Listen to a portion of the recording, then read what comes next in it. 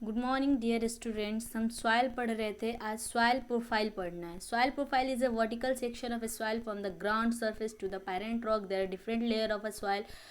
The upper layer of a soil is a topsoil. It contains lot of a humus, decomposed organic matter. This layer is dark in color. The root of a plants grow in this layer and obtain nutrition.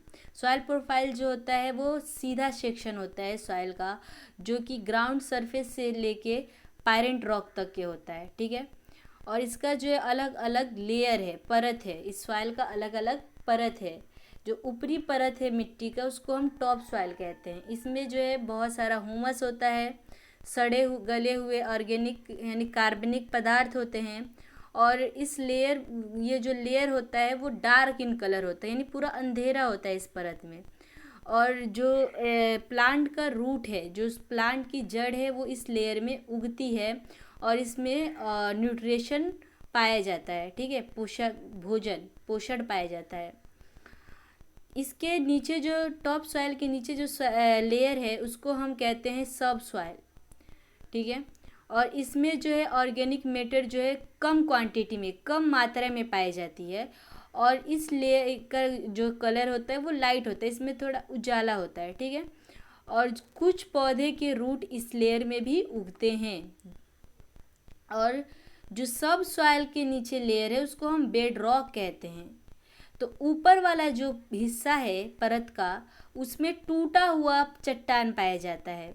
ठीक है, और जो नीचे वाला हिस्सा है परत का, उसमें क्या है, बिना टूटा हुआ चट्टान पाया जाता है। और पानी जो है इस परत में बहुत ही कम होता है। सॉइल इरोशन, अब ये कहते किसे हैं तो देखिए, the removal of top soil by wind, water और other elements is called soil erosion. यानी कि वो जो टॉप सॉइल है, सबसे ऊपरी जो मिट्टी का परत है, उससे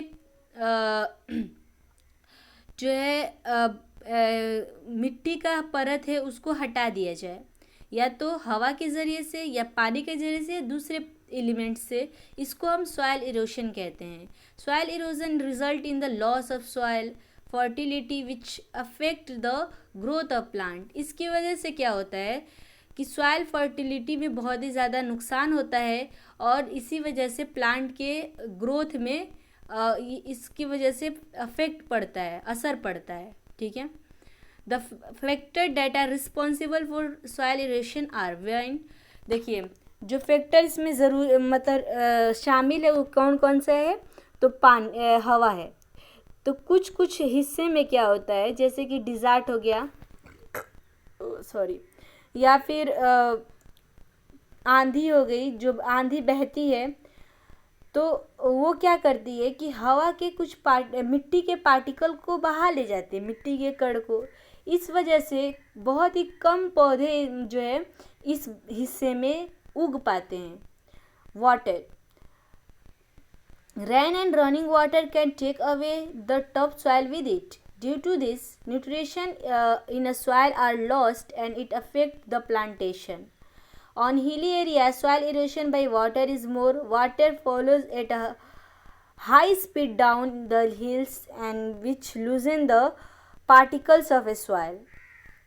देखिए क्या होता है, देखिए soil erosion, जो बारिश का पानी होता है या रनिंग वाटर जो होता है, वो क्या करता है कि टॉप सॉइल को उठा ले जाता है अपने साथ।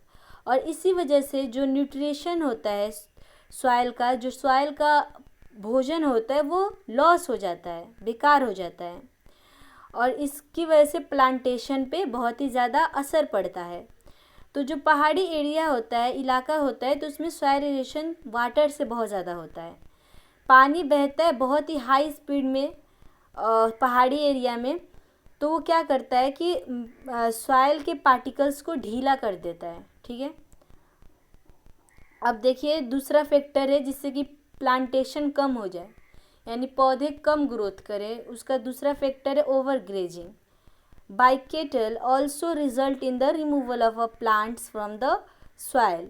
यानी कि जानवरों की वजह से क्या होता है कि बहुत सारे पौधे जो है हटा दिए जाते हैं मिट्टी से। अब देखिए डिफोरेस्टेशन क्या होता है, it is excess cutting down of a tree which result in a soil erosion, यानी कि बहुत ज़्यादा पौधे को काटा जाता है जिसकी वजह से सॉइल इरोशन हो जाता है। पुअर फार्मिंग मेथड भी सॉइल इरोशन का एक कॉज है। ठीक है, अब हम कल पढ़ेंगे।